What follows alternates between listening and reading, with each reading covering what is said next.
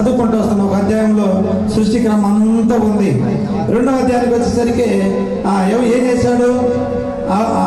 ఆదాములో నుండి అవ్వను తీశాడు. అవ్వను ఎలా తీశాడు? ఆదాములో నుండి చెప్పండి. ఆదాముకి ఏం చేశాడు? గాఢ నిద్ర కలగజేశాడు.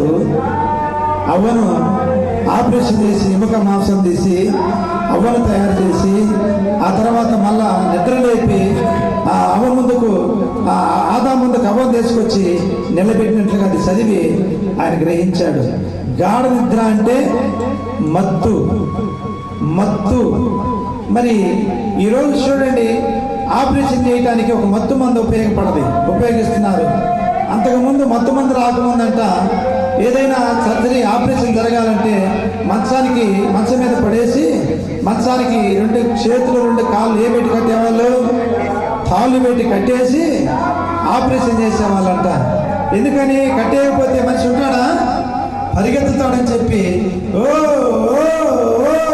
అన్నా కానీ ఆ ఆపరేషన్ సక్సెస్ అయిపోయేంత వరకు ఏడుస్తున్న, మొత్తుకున్న, కేకలేసిన ఆపరేషన్ చేసి కుట్లేసి మందులు ఇచ్చి ఆ నొప్పి తగ్గటానికి ఏదైనా మాత్రలు ఇచ్చేవాళ్ళే కానీ మొత్తం అనేది లేదు. మా అమ్మ కూడా ఏసై నమ్ముకుంది. ఇక్కడే ఒక ఎరగలతనికి ఆపరేషన్ చేసేటప్పుడు మత్తు మందు వేస్తే ఎక్కల వాడు భయంకర కేకలేశాడు. ఆ కేకల్ని మా అమ్మ కూడా ఆపరేషన్ చేయించడానికి భయపడి ఓమో వాడికి జరిగినట్టే నాకు కూడా జరిగింది, నేను కూడా తల్లాడిపోవాలని చెప్పి ఆ కడుపులో చెడిపోయిన గర్భసంచి తీసేయడానికి ఆపరేషన్ చేయాలని రవీంద్ర డాక్టర్ గారే అప్పట్లో రవీంద్ర డాక్టర్ గారి దగ్గర దేవుని పెట్టారా చేరిస్తే నాకు వద్దయ్యా ఆపరేషన్ వద్దు, ఏమొద్దు, ఆ కాకలిని ఇప్పుడే చచ్చిపోయేటట్టుగా నన్ను అర్జెంటుగా ఇంటికి తీసుకెళ్ళమన్నది. మరి ఎట్లమ్మంటే ఏసయ్య నమ్ముకున్నది. ఏసయ్య ఏం చేశాడో తెలియదు కానీ దేవుని పెట్టారా ఆ చెడిపోయిన గర్భసంచి ఆపరేషన్ చేసి తీసేయలేదండి. మా అమ్మకి చిన్న ఆపరేషన్ లేదు, పెద్ద ఆపరేషన్ లేదండి.